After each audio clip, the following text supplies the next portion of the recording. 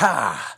Gotcha! You're about to give an opinion on an album, weren't you? Well, I'm here to tell you that you've got to make music to say anything about music.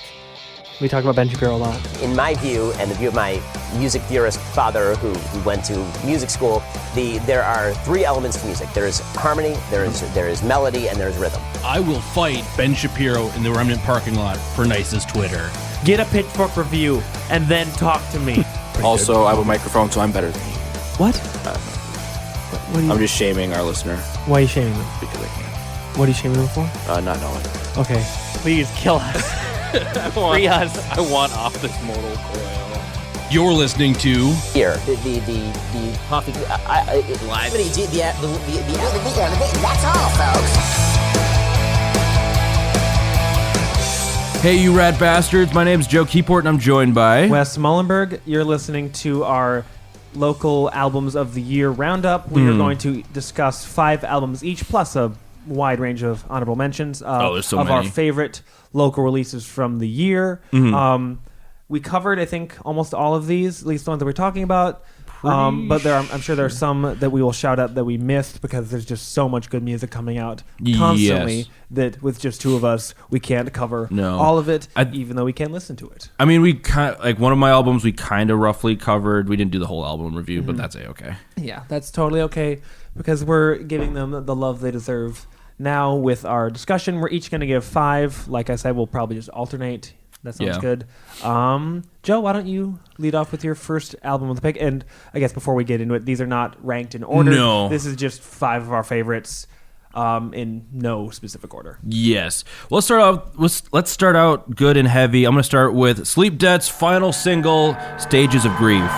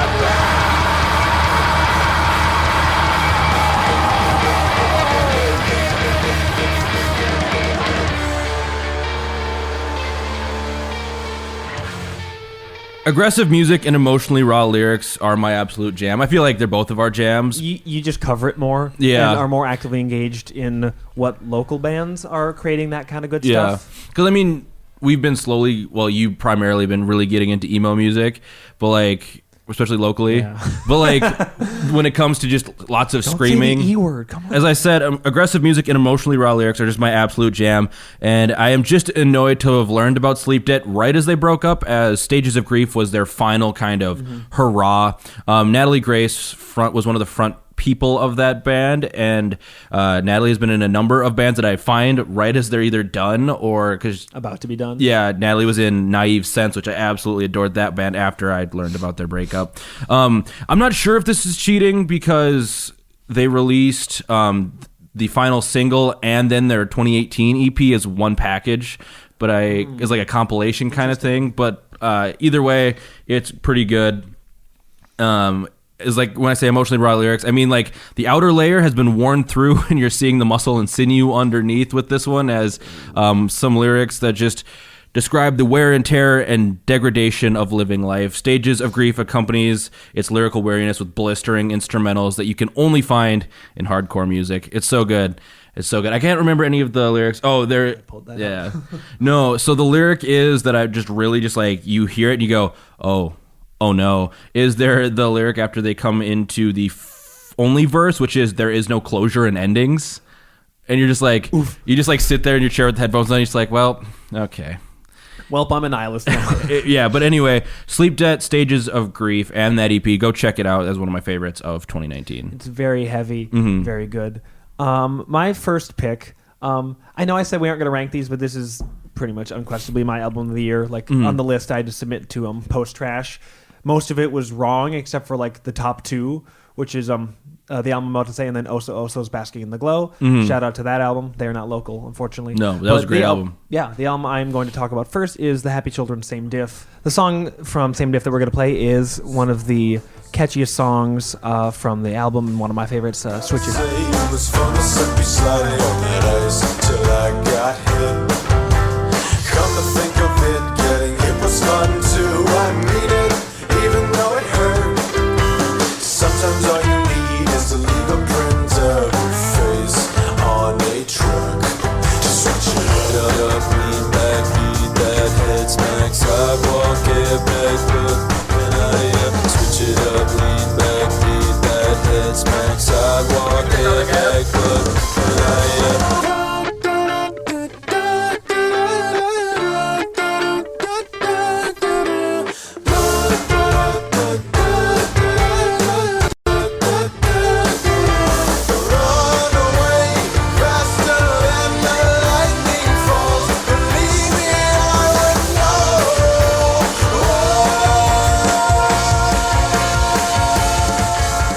That has ever talked to me or seen me probably is like, yep. Like when we put on our first house show and only house show thus far, and, like, sponsored it, Vile found us just by seeing that I was the idiot wearing a Happy Children shirt. In my defense, Keegan Burkhardt was wearing the same one. He just left early, I think. So take that, Vile. But this is the second and final album from Minneapolis trio, The Happy Children, fronted and kind of just produced, and just the main mastermind behind is Caleb Hines, and he was joined by Sam Mathis, formerly of Remo Drive, and Mitchell Seymour, who is the bassist and also one of the kind of composers behind some of the songs. This is like indie rock Bon Iver, which sounds weird because Bon Iver used to be indie rock. No, he does Bleep Bloops. But now he's Bleep Bloops. Very sad Bleep Bloops, as Fragile Canyons puts it. But it's like someone took like a kind of more mathy, like the indie rock, just like very melodic guitar-based sound that Bon Iver never really had, but a lot of local bands have, and applied like the love for vocal manipulation, weird compositions, and just kind of effects and production tricks all over the place. And that has kind of become Caleb's signature in a lot of his other work with Baby Boys and his production for Why Not and Kate Malanofi, who we'll get into a little bit later. And he just brings that vision to its fullest extent with Same Diff. And the lyrics kind of, they were kind of on a whim. They aren't meant to be read into, but they do provide kind of some unexpected insight into his view of the scene of music and art as the band ended their run together. I believe they ended on friendly terms. It wasn't like anything. It wasn't like, I don't know. They didn't kick their drummer out of the band again. I was trying to think of Tommy Stinson, Tommy Lee. Oh, Motley Crue. I feel like they ended badly. Oh yeah, and then they reformed because they needed money. Oh well, I hope Happy Children doesn't do that. No. Caleb and by extension the others seem principled enough to not do that. No, absolutely not. To go fully Motley Crue. Yeah, but this is the album that I just kept on going back to over and over again. The songs are just the melodies are indelible. They're super catchy, which is kind of a requirement for any good like kind of like for indie rock album nowadays, when the instrumentation isn't always unique enough to stand on its own, so they have to have catchy melodies. But Caleb and Mitchell and Sam went above and beyond that and made the production and the instrumentation super interesting as well. So they just kind of went to the max on both fronts. Yeah, which is usually you get one or the other. It's rare to find an album where you get both in such amazing spades. And it's an aggressively listenable album. It's not too long. Like there are times I'm like, oh, I'll just listen to like one song, and I'm like, oh, it's been like 30 minutes. I've heard the whole thing. And that's why I think 8 out of the 10 of my top songs of the year were just tracks from Same Diff. That, and then Jesus Is the One by Zach Fox. You know, depressing. Everybody's favorite local artist, Zach Fox. Yeah, please come on our podcast. Please come on our podcast. Yeah, so that is my first pick, The Happy Children's Same Diff, their second and final album. Pretty much my album of the year, even though I said I wouldn't rank them, but I can't lie. That's fair. So Joe, what's your second pick? I'm gonna go with Ahem's Try Again. Here it goes again. song a better way, but I don't care, 'cause I can't go on this way. Stand up straight, tuck it in, clean my plate, do it again, again, again. No kid, a little low kid. I don't wanna wait for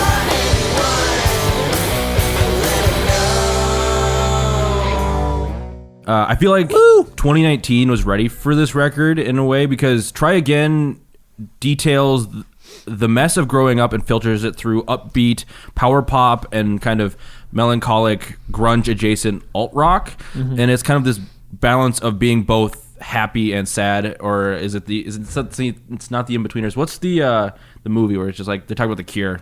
Anyways, I can't remember. They're High just, Fidelity? No, they're I don't know. just Scottish teens starting like Sing Street. Yeah, Sing Street. They're just like, it's happy sad. And I was gonna go Casey Musgraves. that's fair. and I say that I feel like 2019 was ready for this record. Is I haven't heard a ton of records in a while that are just fun.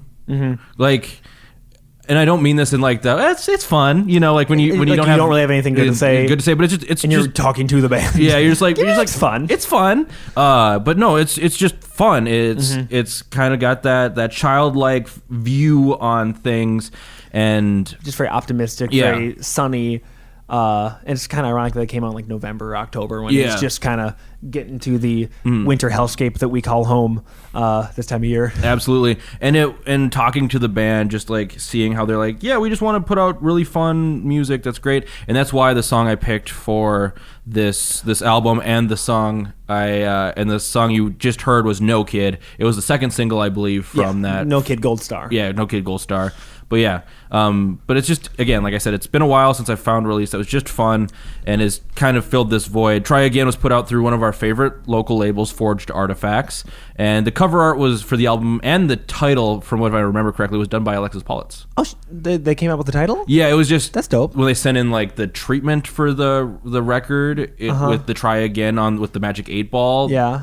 They're just like, oh, the band was like, that's a dope name for a record, especially Yeah. kind of that pick yourself up, dust yourself off. a Yeah. little bit. I picked No Kid for the kind of the representation of the record. By far one of my favorites is the final song on that album, which is titled Sunspots. It's like this folky lo-fi recording that was recorded on this modified baby head mic that one of the band members' husbands who produced the album has, that he made himself, and they did it just like sitting at a table with an acoustic guitar and doing the harmonies. Oh, that's dope. And it's super great, and it's a great way. It's a random way to just close out the record, but it works.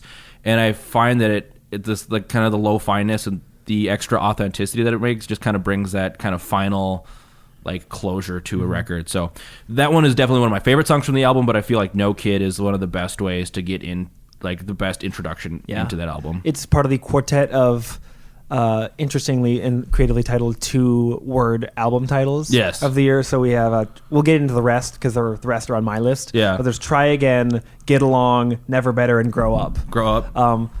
If you don't know what bands put out the other three, just wait and you'll hear. My second pick, back to the unranked level of things.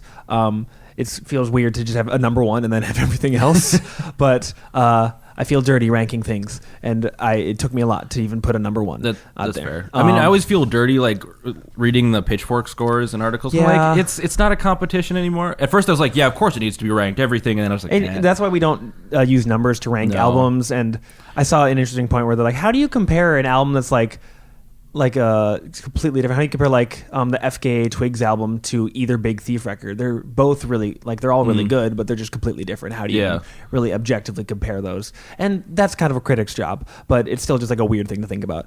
So that's why the rest of the albums are not ranked. I apologize if you're offended. You can beat me up in an alley if you really want. My second pick of the year is Why Not's EP. This came out in the polar vortex of like February, January, earlier this year. And the band has since come out with another new, very good single, Ding Dong, and their new single coming out in a couple weeks, No Suggestions Here, I think is the title, is also very good. We've heard it. Take that. Nerds. You haven't heard it, nerds. But this is a 4-track EP, Yeah. very creatively titled EP. The lead single is definitely about climate change. Just kidding, no, it's No, it's not. Take that, Simon Caldwell, or whatever his name is. From not Simon Caldwell. It was the guy from The bald guy. Sound Opinions who's talking about climate change. Oh, did I confuse the two? Yeah, Awkward. That's okay. Well, But it's not about climate change. What's the song from that record you would suggest? I would suggest probably just the lead single, and I think it best summarizes the record. That is "Ready for the World" Gotcha. by Why Not.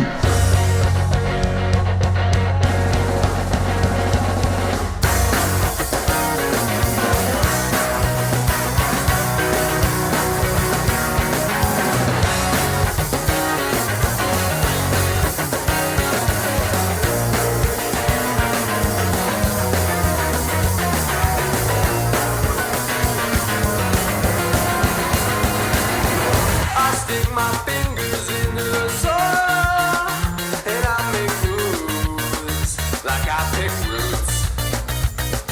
And I want to do the things I like, so I get prudent instead of brooding. But here he comes, the product of the transfer. Solitude, things he finds distracting. And all the way you'll fall harder, faster. And now I think I'm ready to go. Are you listening intently?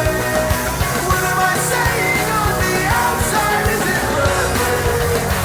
In your mind, is it interpreted as honest? When the words flow, is it total?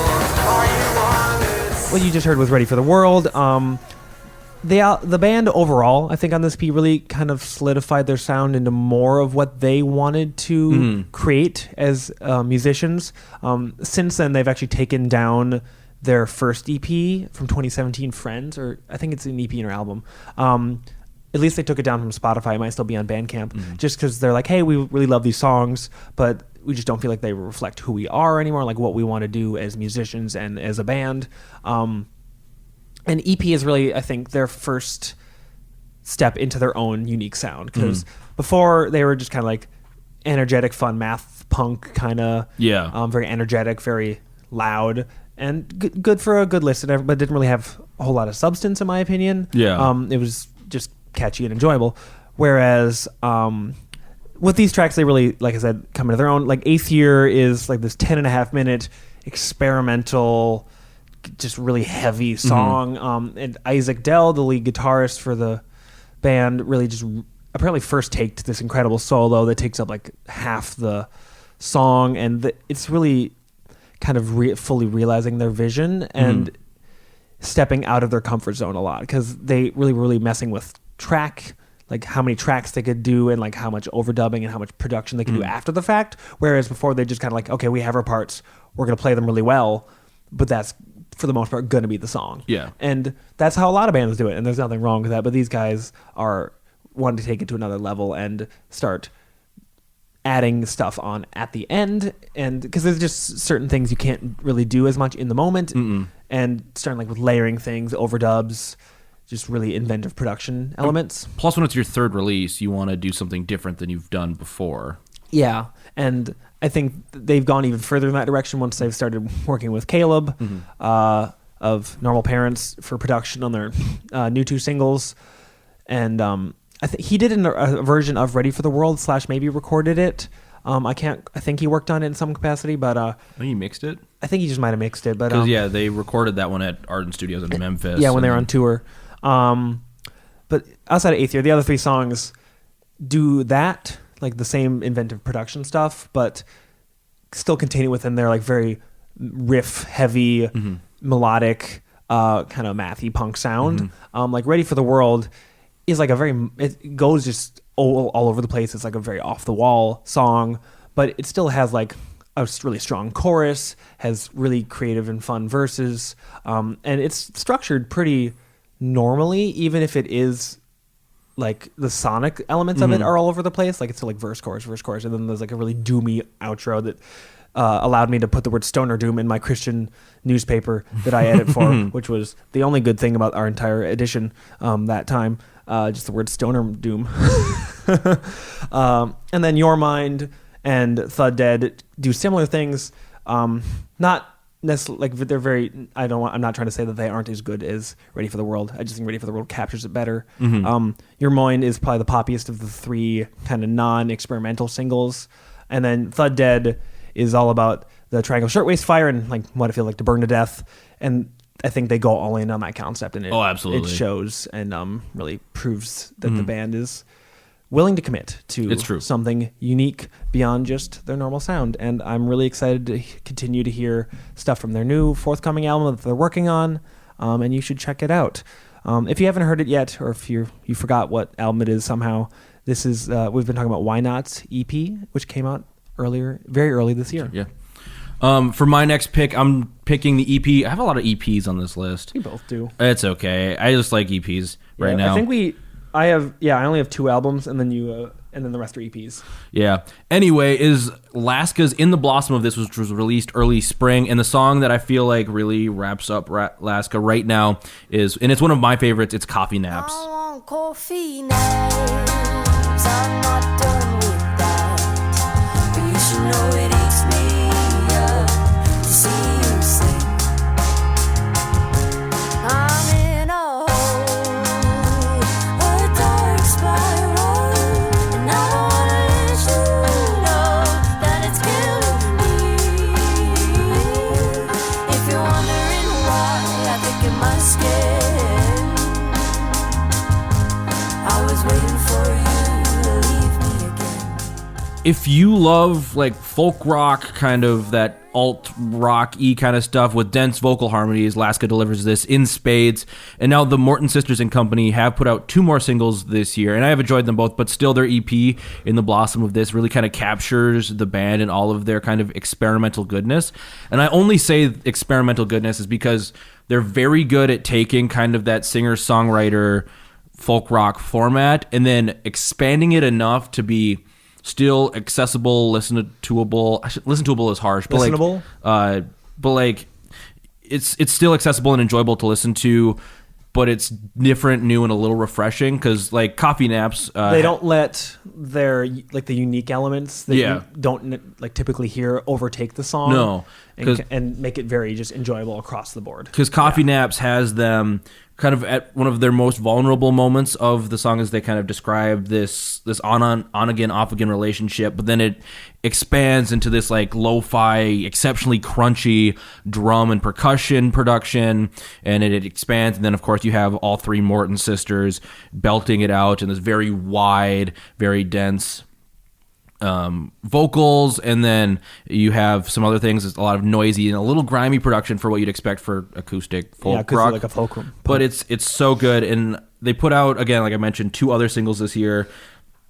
They put out Iris recently, that was in December, and then Remain Consumed in September. And I feel like, again, Laska is doing a solid job of pushing their genre without like losing what they are. Yeah. And they're just phenomenal songwriters, as they're able to take moments and feelings and then put them in a way that aren't so on the nose while being on Still the nose. potent. Yeah. It's not obvious, and it's not like doesn't lack subtlety. No, yeah. But it still provides like the rush and Absolutely. the fullness of whatever feeling they're depicting. Absolutely. So yeah, For sure. Go check out In the Blossom of This and Coffee Naps, and Laska's EP is phenomenal. I can't wait for their record, which will hopefully come out next year sometime. Yeah. My next pick is kind of a cop-out. It's going to be 2 EPs. Nerd. Yeah, you know that. We already talked about how I outed myself as an emo and how I cried to MCR this morning. But they're back, dude, and they're probably not coming to Minneapolis. Probably not. Probably not. But my pick is the dual options of Kate Malatafy's Soak EP and Keep for Cheap's Get Along EP. The reason why I felt comfortable putting these two together is because Kate is obviously a member of Keep for Cheap, and she performs and sings in both. Obviously, her solo material and the band, very different, I think. Oh, absolutely. But still both worth covering. The first song we're going to play is going to be from Kate, and it's the lead single from her EP, Glue. Don't try to feed me. I'm not hungry.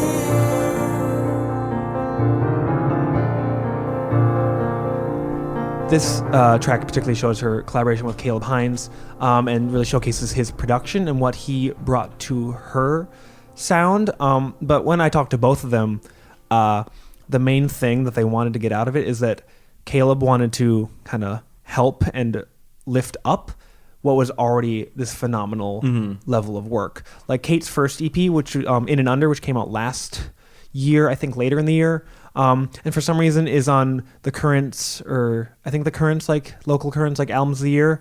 They just got the wrong EP, which I think is really funny. Classic Current. They love local music. I mean, they do. They do. What that album was just piano and voice, and really listening to that, it just kind of lets you know, okay, the main element of this is going to be Kate's voice and her songwriting, because it's just incredible. Just such a potent, powerful voice. But with Soak, and especially Glue, and I think there's two versions of a different song, Dirty Laundry, where one is like slowed down, has like, it's very washy in production. The other one is the more, I think, normal mix. I think that's what it was, because I wasn't initially clear on that. But it's just lifting up what is already this incredible level of work. And the song that I compared Glue to initially was actually FKA Twigs' Cellophane, the lead single to her record that just came out a little while ago, Magdalene, where it's just super spare, and it's mostly just voice and simple like piano. But then it kind of starts like get almost like staticky and like weird, and starts like dissolve a little bit, like someone just poured acid on it. And you're still like, oh, this is beautiful, but it's like kind of making me uncomfortable almost. Kate doesn't quite get to the point of discomfort on any of the tracks, but there are just elements of it that make you like kind of pique your interest and like maybe make you cock your head to the side, like, oh, that's interesting, because you just don't necessarily expect some of the more production elements. But at the core is still her very personal songwriting style, very, as one of the songs on the EP is very melancholy. That might actually be on Key for Cheap TV. Maybe it's on both.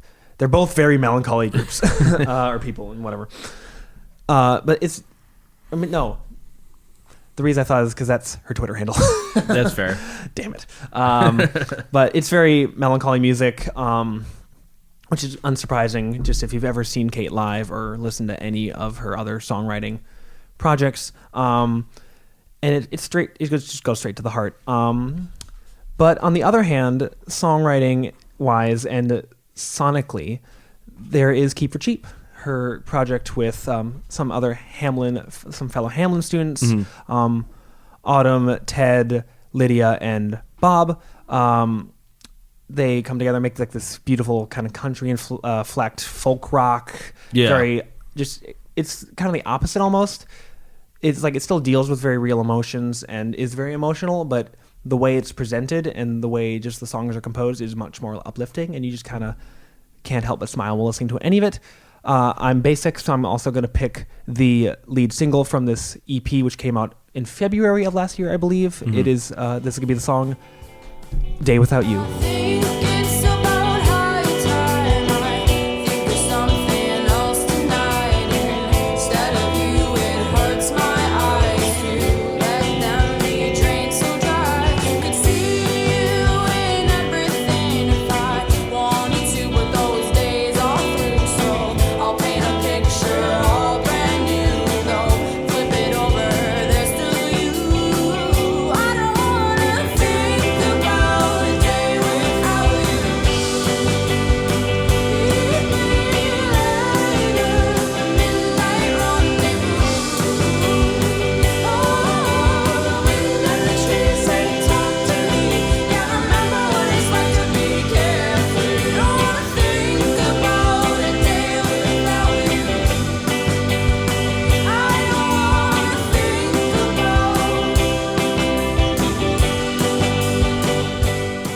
There's only 4 or 5 tracks on this EP, I think 5.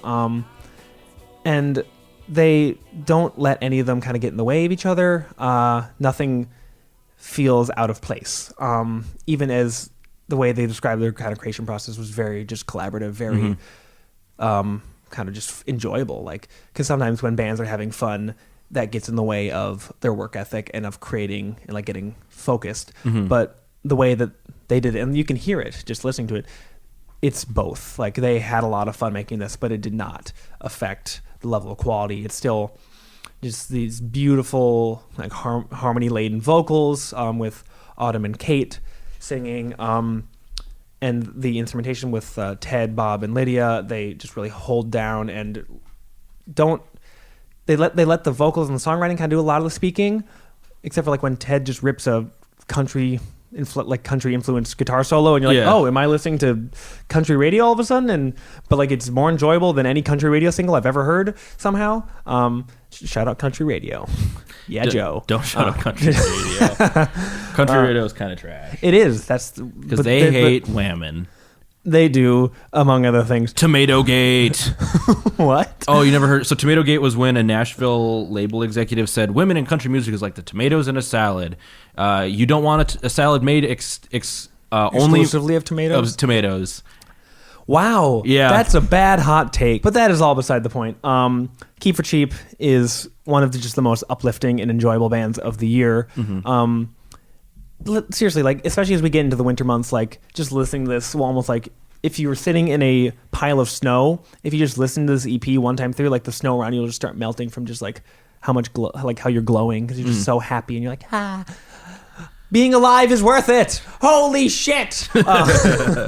It's such uplifting and just fun, beautiful music. And there's such fantastic and talented people. We love them. We love their Hamlin. music. There's something in the water at Hamlin. There's something in the water at Hamlin. There is at the U2, but that makes more sense. That's because it's the Mississippi River is polluted by 3M. And also there's like 40,000 people, much larger sample size. That's true. Not to take away from other U of M bands. We're looking at you, Nick Check. No, that was a St. Thomas band. That's St. Thomas. I wish they'd put out an album this year. That's okay. Temporary pause. Shout out Nick Check and the Dead Century. Bombay Beach was a good song. It was a good song. But anyways, shout out Keep for Cheap and their EP Get Along, and Kate's solo work, very different but still just as worth your time with Soak. What's your next pick, boy? I'm picking Dirty Junk On Your Knees because that was one of my all-time favorite records of 2019. It really is. He talks about it all the time. I love this. It's so fun. And I'm going to play the title track, On Your Knees.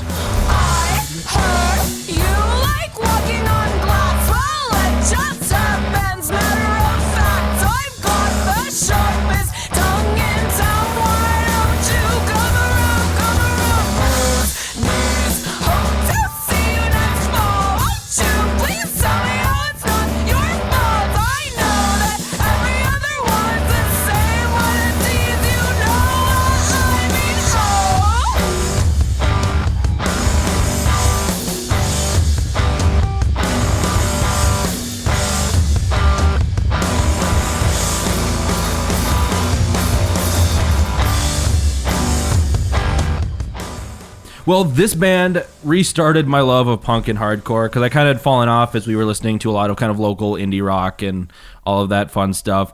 Dirty Junk's On Your Knees is just an unrelenting torrent of rage and revenge against abusers, which unfortunately no abusers were harmed in the making.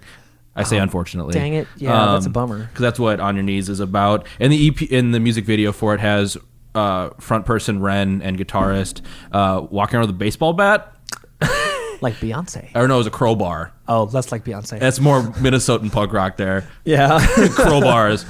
This EP shows the band's natural progression and cohesion as songwriters from their debut record Snot, which was released in 2018, kind of the same time On Your Knees came out in 2018. And then their newest single, Undone, which hasn't officially been released anywhere other than YouTube. So I'm guessing... We love that. Yeah, I know. That's the Shrinking Violets approach to music. I know, because I'm assuming they're going to be putting out a record sometime next year. God bless. Anyway, the vocals of Ren Fontana are like that great mix of defiance and just like the riot girl kind of shriekiness, which is just like just pure rage and fuel, just and screaming. Yeah, but like it's nice to listen to. Yeah, and then Ren also plays with that kind of childlike, almost Valley Girl kind of coo. You know, okay. At times on like Sink or Swim or the other track, I think it's By Life. And it's just, again, it's like that. They play with childlike rhyme schemes to do a little bit of eeriness to it, and then they mix in just that just unrelenting torrent. Drummer Ace Robbins is more of a chaotic drummer and does that punk thing where instead of it keeps time, but it's more of like a filler because they're a 2-piece, so you need more songs. There's a lot of sonic range to cover with only 2 instruments, and especially since the guitar is less of like a power chord, just chug chug chug chug chug. It does a lot of dissonance and a lot of just like single kind of broken chords, filling out more of the vibe and the atmosphere than the actual like body of the song. So Ace does this great job of like filling in, adding more than a bassist or even like another guitar player could do. This EP is noisy, it's raucous, and it's punk as frick, and you should go check it out. Punk as frick. I know, right? Our parents listen to this. My next pick is going to be another pretty unsurprising one for anyone that's been following local music. It's one of the most popular and well-loved EPs of the year, and that is Nice Is Never Better, which came out via Brace Cove Records early this year. The song you're going to hear is Blunt Force Marijuana. Isolate myself, keep me numb to all that calls me.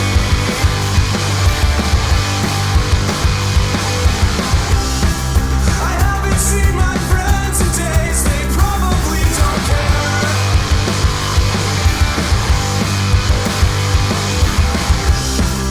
It's hard to see what's wrong and right without someone to guide me.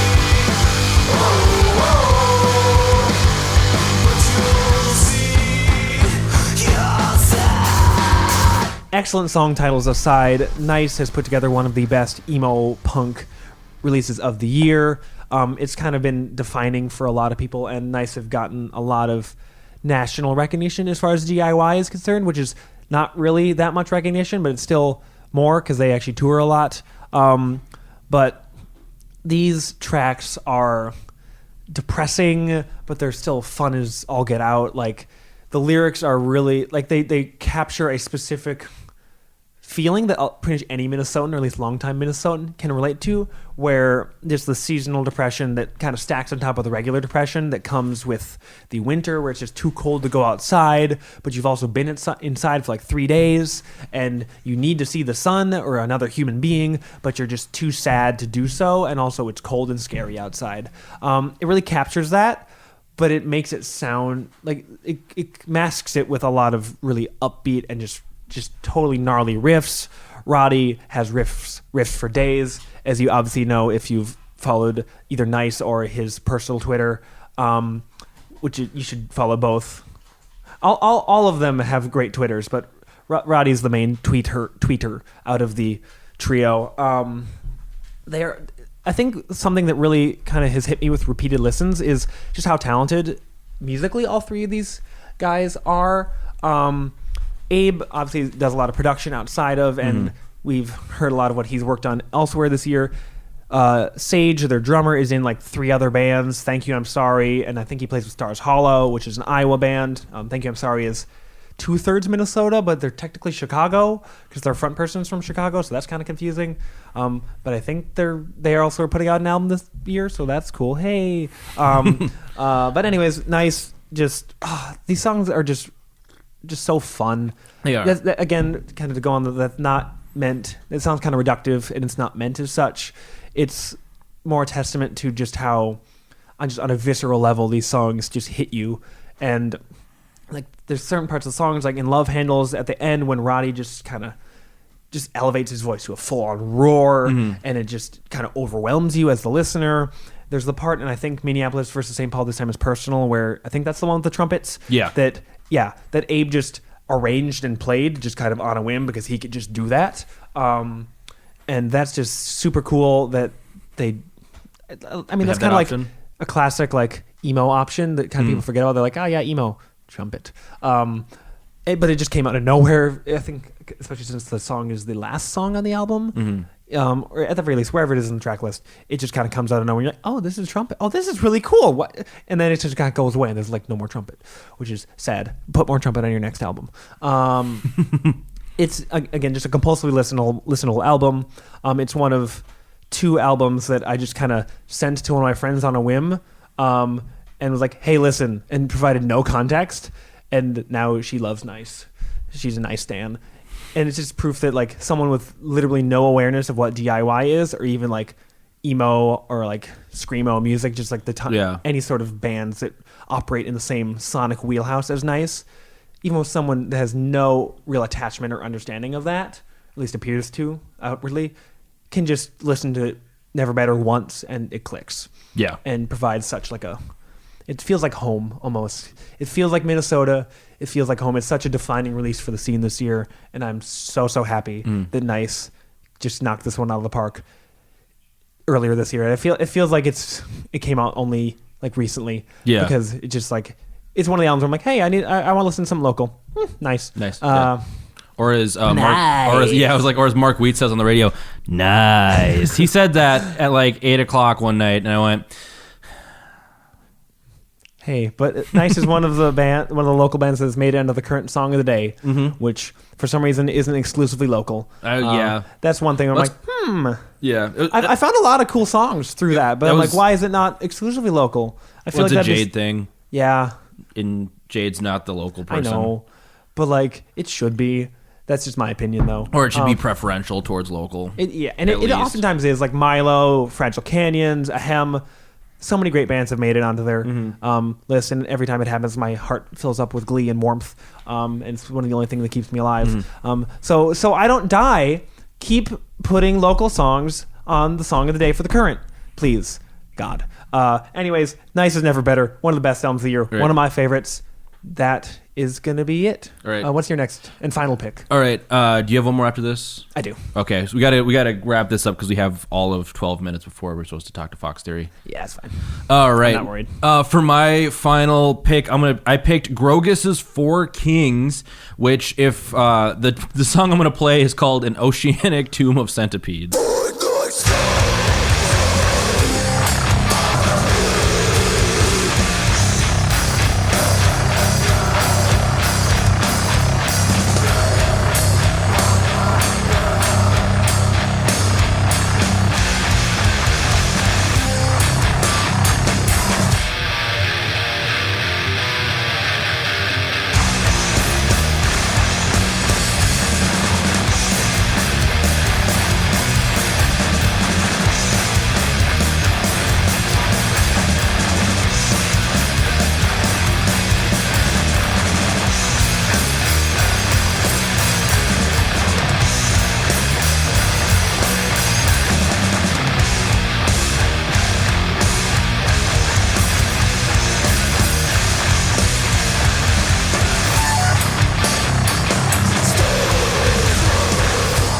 If music and sound could strip the flesh from bone, Grogus would do that. That's how just aggressive they are. The Four Kings is of course my writing is great, is the cosmic fungal doom metal band, would need to come with a warning sticker if you bought this back in the store, and I feel like Tipper Gore would come back from whatever school board meeting she's currently chewing out in order to save the children.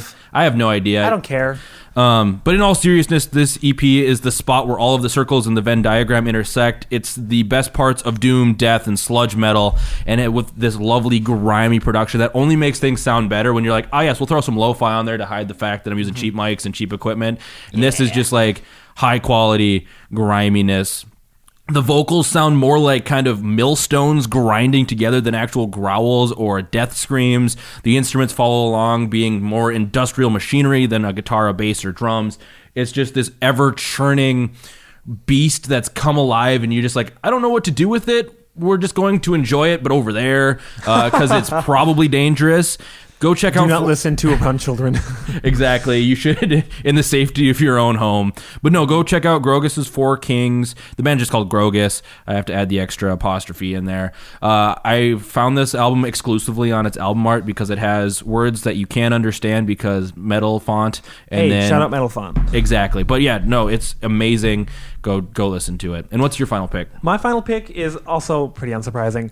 I was way more typical with a lot of my picks for anyone that has followed us on Twitter. By us, I mean mostly me. We just kind of, Joe responds to DMs every once in a while. Yeah. Because Twitter is my dopamine supplement or supplier. My final pick, though, is going to be Vile. Duh with Grow Up, their debut album, which also came out via Brace Cove. We're doing a back-to-back Brace Cove shout-out. The song I'm going to play is not a single for the first time, I Wow. think, actually, except for Happy Children, because I don't know if they had any. But it's, at least for them, this is the one song that had the video. But the song I'm going to pick for Vile is my favorite track from the album, Slosh. Yeah, what I said about talking again, I don't think it's a good idea anymore. Get that you need a sense of security, but I can't be what you need anymore. And I know it's not the way you thought it was gonna be, but I hope you'll find your peace, but it won't be with me. Forget what I said about being your friend. Well, I don't think it's a good idea anymore. Forget that you need a sense of autonomy, but I can't be what you need anymore. And I know it's not the way you thought it was gonna be, but when you're around me, you're suffocating me.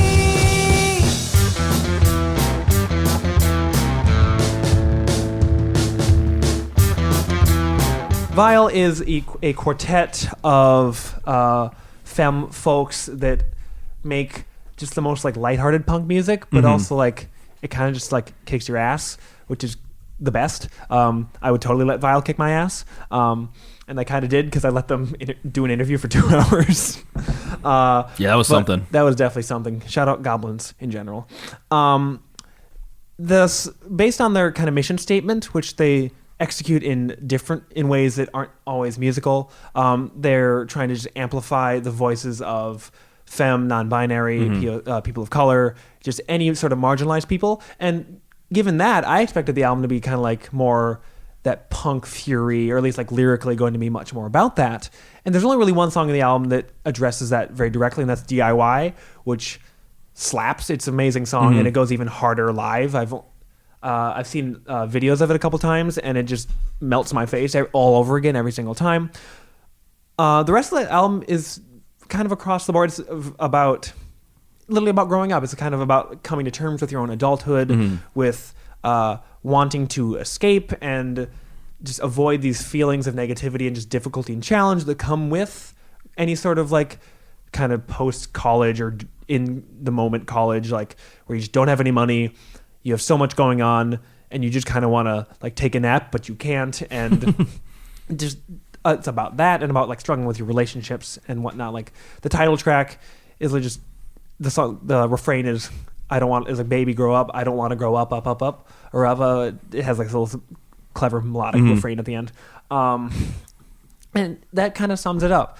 Because I mean, it's the title track. It's about not wanting to grow up, but needing to anyways, and kind of facing that. And one of the other lead singles that also has a video, both Grow Up and this song Rough, have great videos that Vile brought on femme and non-binary people to work on, and that's kind of how they lived out their mission statement instead of just putting it all into the lyrics, which I still would have loved the album probably, just given how talented these four musicians are, if they'd gone more with that kind of furious, very righteous type of lyricism and approach. But I'm happy that they didn't, and they did such a wide variety instead, and much more relatable, and just it captures the energy and the essence of what it's like to be like ages like 20 to 25, whether you're going to college or not, or whether you did or not, and you're just trying to get through life and find things that make you happy and keep you satisfied. And I think something that makes me happy and satisfied is Vile's Grow Up. This is such a fun album. This is the other album that I just sent to someone where I'm like, hey, listen to this or else. And they're the only person I know of that made it all the way through the full 2 hours of the Goblin edit of the Vile interview. The one you can find on our SoundCloud, you can find it on our SoundCloud along with our first episode, I think. Yeah, the lost episode of Your Coffee Podcast. If you listen to or find the lost episode, let us know, and we will delete it immediately. That's my final pick. We kind of need to wrap it up because we actually have another interview in like 5 minutes. Yep. But we're going to do our honorable mentions. Do you want to go first? Let's just do shotgun. It's gonna be shotgun. But like You want to just go through your list? I'll go just through my list. Okay, so and I'll- my honorable mentions. These are all albums that we loved, and for a myriad of different reasons, we just didn't have mostly time and the fact that our mouths and lips and lungs are tired from talking. We just don't have the time to talk about all of these. But they're albums that we loved, listened to, and wanted to give a little bit of attention, and that are all worth your time. Gully Boys, Phony, they just put this EP out literally yesterday, but we've been hearing it for weeks. Hey, listen to our podcast with them. It's such a great album. Yep. National Park Service, The Future Is Now EP, that's their third EP of the year. All three are good, but I think The Future Is Now is the best of the three. Dreams We've Had, Everything and You. That album also came out yesterday. I have not listened to it all the way through, but based on the singles and just based off of the previous music from Bennett, and I think mostly just Bennett does the recording. It's going to be a great dream pop record. Last Import self-titled came out earlier in the year. That's a great one. The Argument with Dangerous Ride, their debut album. Baby Boys, which is two of the members of Hippocampus and Caleb Hines coming together, and they put out their EP I'm Set. Sal Paradise with Table for Two, their EP from earlier this year. Mr. West put out their album that kind of, I feel like, slipped through the cracks for a lot of people, even though they've put out some good singles since, is with Fairway Road North. In Lieu put out the album Hate Mail also earlier this year, or maybe later, I don't know. It was like middle of the year. It was middle of the year. Oh, it was like early summer, I think. It was right around the time I interviewed the guy from that Soundproof. Right, Alex Gordon. Norton, yeah. Yep. Well, In Lieu put out a cool album earlier this year. The Clean Tramps with the Nightmare Club EP. Where are you? Where is the Clean Tramps? No one knows, but at least they left us with a good EP. Goodnight Gorillas with their album Splash. Really good album. Check out my interview with them. Abe Anderson put out his EP Slacker, which I think is also vastly underrated and is such a good EP. Alien Book Club. They've put out a couple stuff, a couple releases this year, one of which I can't say, another which is just a split they put out with Shattercones, I think, just like a week or so ago. Yeah. But the album of theirs that I listened to, or I think the EP is their self-titled EP, which came out at some point earlier this year, and it really made me love the band, and it's really good. And my last pick is, we actually just saw this band live last night, Baumgartner, with the Tar EP. It's only on SoundCloud and Bandcamp right now. Yeah. But it's this crazy sludge metal project from Ted of Keep for Cheap. Yeah. And it's so weird and so good. Hey there, Joe Keepor here, coming in well after this initial podcast was recorded, as we were interrupted to do an interview with Fox Theory, which will be coming out in just a few weeks. But I wanted to run down my list of shout-outs, as again, we couldn't cover everything that we wanted to talk about, and there was so much good music released in 2019. Kind of a big one that I want to shout out due to guilt a little bit, because I left them off of my 2018 list, is Alexander Natalie. They released the single Nosh earlier this year, and the single Tennessee, which has some of their demos on it as well. Go check it out. Some really great, again, heart on your sleeve lyric singer-songwriter music. I can't recommend Alexander Natalie's music more. Some Brace Cove releases. We have Internet Dating with Stall. If you haven't listened to that, it's another great acoustic, kind of tappy, kind of drifting, emo, folk kind of combination there. We have Fragile Canyons with their newest record, Here It Is. If you haven't heard that single, go listen to it. It's so, so good. National Park Service put out 3 EPs this year, my favorite being The Future Is Now. The Symptones put out a classic, just all-American record when you think of like Tom Petty, like Bruce Springsteen. They put out Irrational Fears, Overactive Imagination in the early spring. Charlie Doesn't Surf put out their debut record, Charlie Doesn't Surf, and if you haven't listened to our interview with the band, go check that out. Last Import put out their self-titled debut record as well. If you love some surfy garage rock, absolutely check it out. The song Money is always so good. Plus, I think it's Fast Times at Space Mountain was another one that I absolutely adored on that one. Primrose put out their Sundrunk EP through Forged Artifacts. Another Brace Cove band, River Teeth, they had Aimless Ghost, a post-hardcore act that was kind of released in January, February of this year. Go check it out. It's so good. Kind of more post than hardcore, a lot more twinkly than just crushingness, but it's all right there. Trash Caddies put out their Sync EP. If you haven't listened to Trash Caddies, go check them out. It's a 2-piece, I believe it's husband and wife, 2 partners. It's violin and bass and programmed drums. It's everything you could expect when you hear those combinations of things. Buildings put out their record Negative Sound. It's kind of like a less thrashy Mets. If you love that band, go check out that Buildings record.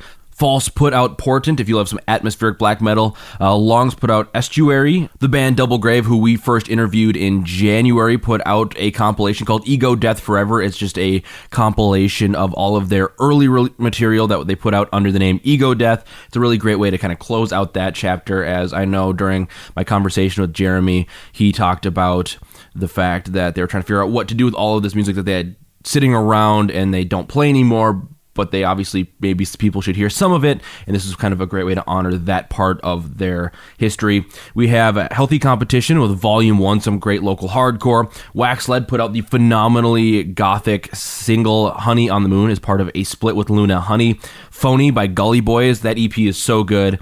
Wyatt Morin released his senior EP, which, if you don't know who Wyatt Morin is, he is a now freshman in college, but he was doing essentially a video diary through albums starting with his freshman year of high school, and it's a really interesting way to watch him not listen to him not only grow as a songwriter and an instrumentalist, but as he kind of goes through the high school years. It's kind of a fascinating look into that. We have Hot Glue with Waves, a member of Bob Ross, Mob Boss, and their partner are doing an electronic shoegaze project, and if you haven't checked out Waves, I highly recommend it. Static Panic released their very funky, sensual EP Glow.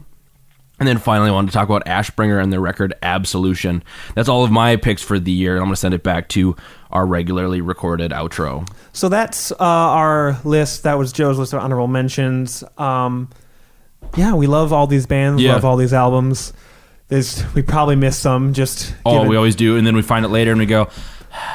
That was kind of why we had our happier round. Well, we had in Pursuit of Something Interesting, your column, and then that's kind of what local music roundup sometimes is, because just between like the singles and videos and everything you put out, we miss stuff. And we have no other contributors other than us two, and we slowly die. We almost had one that just really liked John Mouse. Yeah, who isn't local. He's from Minnesota. He's from here, but he's LA. He's like inverse Lizzo. Essentially, yeah. But now Lizzo's gone. So yeah, I mean, even Lizzo was like, I lived in Minnesota, but I'm not really from Minnesota. They did like some piece about her in the Current, but that's beside the point. Yeah. Shout out Lizzo, I guess. Come on our podcast. We love all these bands, love these records. Thank you so much for following along with us for this year, or any part of it, whenever you found our bad Twitter or bad Instagram or slightly tolerable Facebook content. Yeah. Thankfully, we don't shitpost too much on Facebook. So at all. That's true. Because it's Facebook. Who cares? Eventually, we'll start sharing just like boomer memes. We'll just start like boomer related music memes. Yeah. Like music in Minnesota. Make sure to check out everything on our list and any other releases by pretty much any of these bands if they do exist, because they're all at least worth your time, at the very least. It's true. Which is part of the joy of what we get to do. So thank you for tuning in for this year, for this episode, and forevermore. I'm Wes Mullenberg, the saddest flapjack to ever exist. And I'm Joe Keepward, and I exist.